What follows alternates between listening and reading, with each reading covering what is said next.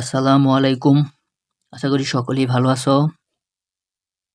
তো আজকে আমরা দেখব ক্লাস 9-10 অধ্যায় 9 ত্রিকোণমিতিক অনুপাত এর প্রয়োজনীয় সকল সূত্রাবলী। তো এখানে যে সূত্রাবলীগুলো আছে এগুলো যদি আমরা মনে রাখতে পারি তাহলে চ্যাপ্টার 9 এর কোনো অঙ্গতে আমাদের কোনো সমস্যা হবে না। তাহলে চলো দেখি সূত্রগুলো কিভাবে অতি সহজে মনে রাখা যায়।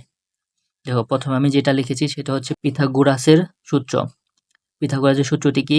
অতিভুজ স্কয়ার সমান লম্ব স্কয়ার প্লাস ভূমি স্কয়ার। এখানে দেখো আমি একটা চিত্র আঁকেছি। এটা হচ্ছে লম্ব, এটা হচ্ছে ভূমি, এটা হচ্ছে অতিভুজ। তার মানে কি আমাদের অতিভুজ স্কয়ার সমান এই লম্ব স্কয়ার প্লাস ভূমি স্কয়ার। অতিভুজ স্কয়ার সমান এই দুইটার যোগফল। ঠিক আছে? আশা করি এটা বুঝতে পারছো। এটা একদম মুখস্থ করে ফেলবে। তারপরে দেখো সূক্ষ্ম কোণের ত্রিকোণমিতিক অনুপাতগুলোর মধ্যে সম্পর্ক। ত্রিকোণমিতিক অনুপাতগুলো আমাদের কি কি? ত্রিকোণমিতিক অনুপাত হচ্ছে সাইন, কস, সেক, কট, টেন, কোসেক এগুলা। ঠিক আছে? এগুলা হচ্ছে ত্রিকোণমিতিক অনুপাত। তাহলে আমরা জানি কি সাইনের বিপরীত, দেখো এখানে লিখেছি সাইনের বিপরীত হচ্ছে আমরা জানি কোসেক। এটা একদম মুখস্থ। সাইনের বিপরীত কোসেক, কজের বিপরীত সেক এবং টেনের বিপরীত হচ্ছে কট। এই তিনটা আমাদের মুখস্থ করতে হবে। কার বিপরীত হচ্ছে কোনটা?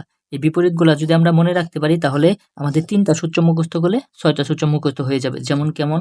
দেখো সাইন থিটা সমান আমরা জানি সাইনের বিপরীত কি? কোসেক। তাহলে 1/কোসেক। তাহলে কোসেক থিটা হবে 1/সাইন। খালি উল্টে গেছে। সাইন সমান 1/কোসেক আর এখানে কোসেক আছে 1/সাইন। যদি এই সাইন কস টেন এই তিনটা মুখস্থ করতে পারি, এই তিনটা আমরা অনায়াসে পেরে যাব। ঠিক আছে? তাহলে সাইন থিটা সমান 1/কোসেক, কোসেক থিটা সমান 1/সাইন। আর তাহলে কস থিটা, তাহলে কজের বিপরীত কি? কজের বিপরীত আমরা জানি হচ্ছে সেক। তাহলে cos থিটা সমান 1/sec থিটা। তাহলে sec থিটা সমান কি হবে? 1/cos theta. তারপর দেখো টেনের বিপরীত আমরা জানি cot। তাহলে tan থিটা সমান 1/cot থিটা, cot থিটা সমান 1/tan থিটা। কিন্তু টেনের আবার আরেকটা সূত্র আছে, tan থিটা সমান sin/cos। cot এর আরেকটা সূত্র আছে সেটা হচ্ছে cot থিটা সমান cos/sin। এটা তো আমাদের মনে রাখতে হবে। ঠিক আছে? আশা করি এটুকু বুঝতে পারছো। আমাদের হচ্ছে মেইন ফর্মুলা হচ্ছে sin cos tan। এই তিনটা যদি আমরা মনে রাখতে পারি কার বিপরীত কোনটা তাহলে এই সূত্রগুলো আমরা অতি সহজেই পেরে যাবো। সাইনের বিপরীত কোসেক, কজের বিপরীত সেক, টেনের বিপরীত কট। এটি মনে রাখবা। তারপরে এগুলো হয়ে যাবে। তারপরে দেখো তারপরে কি আছে? ত্রিকোণমিতিক অভেদ বলি বা সূত্র। এগুলো আমাদের মুখস্থ করতে হবে। Sine square plus cos square সমান 1। এটা একদম মুখস্থ। Sine square plus cos square সমান 1। এই একটা সূত্র থেকে আরো দুইটা সূত্র বানানো যায়। কিভাবে? দেখো এই যে sin স্কয়ার থিটা সমান 1 - cos স্কয়ার থিটা। এটা কিভাবে হলো? ধরো আমরা sin স্কয়ারের মান বের করব। তাহলে sin স্কয়ারটা এই পাশে রাইখা cos স্কয়ার এই পাশে আছে ওই পাশে নিয়ে যাব, পক্ষান্তর করব। আমরা জানি সমানের এই পাশ থেকে কোনো কিছু ওই পাশে নিলে চিহ্নের পরিবর্তন হয়। এখানে যোগ আছে ওই পাশে যা হবে বিয়োগ। তাহলে sin স্কয়ার থিটা সমান 1, এই যে এটা ওই পাশে যা হবে cos স্কয়ার। দেখো এখানে তাই লিখ sin স্কয়ার থিটা সমান 1 - cos স্কয়ার থিটা। আবার যদি cos স্কয়ারের মান বের করতে চাই তাহলে একইভাবে সাইন স্কয়ারটা এই পাশ থেকে ওই পাশে নিতে হবে। তাহলে cos স্কয়ার সমান 1 এই পাশে থাকবে, এই সাইন স্কয়ার এই পাশে প্লাস আছে, এই পাশে এসে হবে মাইনাস। তাহলে 1 - sin স্কয়ার থিটা। আশা করি বুঝতে পারছো। তাহলে আমাদের এই 1 2 3 এই তিনটা যদি আমরা মুখস্থ করতে পারি তাহলে হচ্ছে একটার পরিবর্তে আমরা দুইটা করে সূত্র আরো এক্সট্রা মুখস্থ করতে পারবো। তাহলে এখানে তিনটা মুখস্থ করতে পারলে 2 4 6টা আমরা অনায়াসে পেরে যাব। তারপরটা দেখো sec square theta minus tan square theta সমান হচ্ছে আমাদের 1। তাহলে sec স্কয়ারের মান যদি আমরা বের করতে যাই তাহলে কি করতে হবে? tan স্কয়ার দুই পাশে নিয়ে যাব, তাহলে 1 প্লাস tan স্কয়ার হবে। যে sec স্কয়ার সমান 1 প্লাস tan স্কয়ার। আবার tan স্কয়ারের মান যদি বের করতে যাই, দেখো tan স্কয়ার সমান এখানে আবার মাইনাস থাকার কারণে কি করব? এই যে tan স্কয়ার থিটা সমান sec স্কয়ার মাইনাস 1। এটা কিভাবে হলো চলো আমরা দেখি। দেখো আমাদের মূল ফর্মুলা যেটা ছিল sec square theta minus tan square theta সমান সমান 1। এটা আমরা মূল ফর্মুলা ছিল।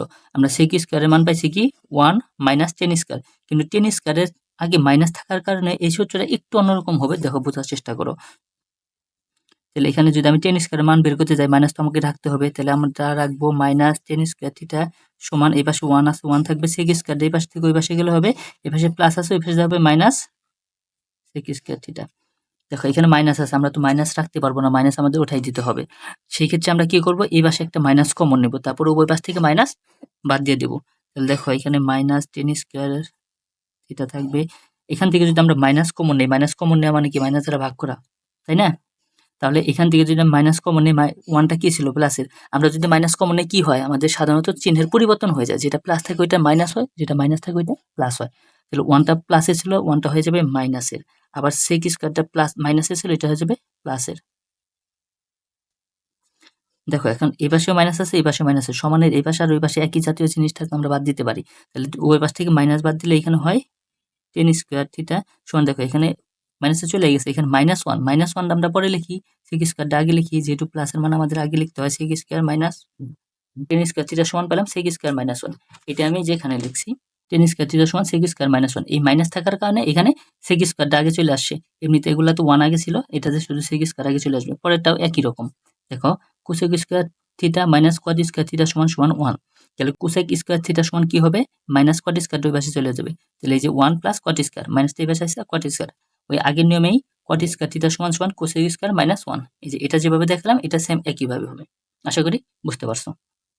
তারপরে দেখো আরো কিছু সূত্র আছে আমাদের, যেমন sin থিটা সমান সমান লম্ব বাই অতিভুজ, লম্ব বাই অতিভুজ কোনটা, এই যে এখানে আমি যে চিত্র আঁকাইছিলাম, তাহলে sin থিটা সমান হবে এই লম্ব ভাগ অতিভুজ, আর আমরা জানি সাইনের বিপরীত কি, সাইনের বিপরীত জানি আমরা হচ্ছে কুসেক, তাহলে সাইন যা হবে তার বিপরীত হবে কুসেক, সাইন যদি লম্ব বাই অতিভুজ হয় কুসেক হবে কি অতিভুজ বাই লম্ব, বিপরীত উল্টা যাবে, তাহলে কিভাবে cos থিটা, আমরা এই তিনটা মুখস্থ করতে পারলে এই তিনটা অনায়াসে পারবো, ঠিক আছে। তাহলে cos থিটা সমান ভূমি বাই অতিভুজ, তাহলে cos এর বিপরীত হচ্ছে sec, sec থিটা সমান অতিভুজ বাই ভূমি, tan থিটা সমান লম্ব বাই ভূমি, তাহলে tan এর বিপরীত cot, cot থিটা সমান সমান ভূমিটা উপরে চলে যাবে, লম্বটা নিচে আসবে, তাহলে ভূমি বাই লম্ব।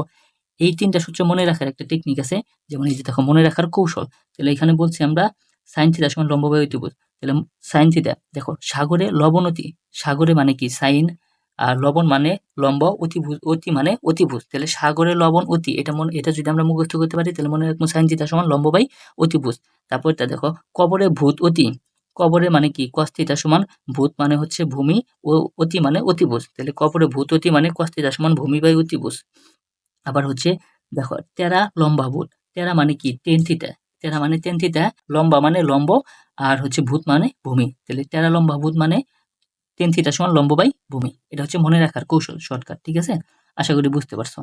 এই সূত্রগুলো তোমরা সবগুলো একদম মুখস্থ করে ফেলবা, তাহলে তোমাদের নবম অধ্যায়ের অঙ্কের কোনো ধরনের সমস্যা হবে না। এগুলো সহ আমাদের আরেকটা জিনিস মুখস্থ রাখতে হবে, সেটি হচ্ছে দেখো এই যে বইয়ের হচ্ছে 190 পৃষ্ঠায় একটা ছক আছে, এই ছকটা আমাদের অবশ্যই অবশ্যই মুখস্থ অথবা মনে রাখতে হবে। এটা মনে রাখার অনেকগুলা টেকনিক আছে, অনেকভাবে মনে রাখা যায়, তবে আমার মনে হয় যে তো ভেজালে না যাওয়াই দরকার, কারণ পরীক্ষার খাতায় তোমরা ওই বিভিন্ন জিনিস আঁকায়া এটা করতে গেলে অনেক সময়ের ব্যাপার, সেই ক্ষেত্রে শর্টকাট হচ্ছে তুমি এটা মুখস্থ করে ফেলো, মুখস্থ তোমার সবগুলো করতে হবে না, মাত্র 3টা মুখস্থ করলে বাকি 3টা অনায়াসে পেরে যাবা, কারণ আমরা জানি সাইনের বিপরীত কুসেক, কজের বিপরীত সেক এবং টেনের বিপরীত কট, কারণ এই 3টা যদি আমরা মুখস্থ করতে পারি তাহলে বাকি 3টা অনায়াসে পেরে যাব, ঠিক আছে। তাহলে সাইন 0 ডিগ্রি মান 0, 30 ডিগ্রি মান 1/2, 45 ডিগ্রি মান 1/√2, 60 ডিগ্রি মান √3/2, 90 ডিগ্রি মান 1।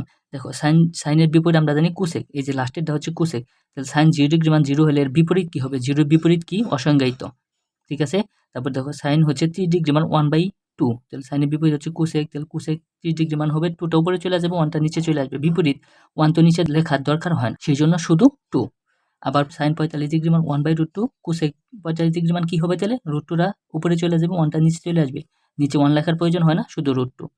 আবার সাইন 60 ডিগ্রি মান কি √3/2, এবং তাহলে কুসেক 60 ডিগ্রি মান কি হবে 2টার উপরে চলে যাবে, √3টা নিচে আসবে, তাহলে 2/√3।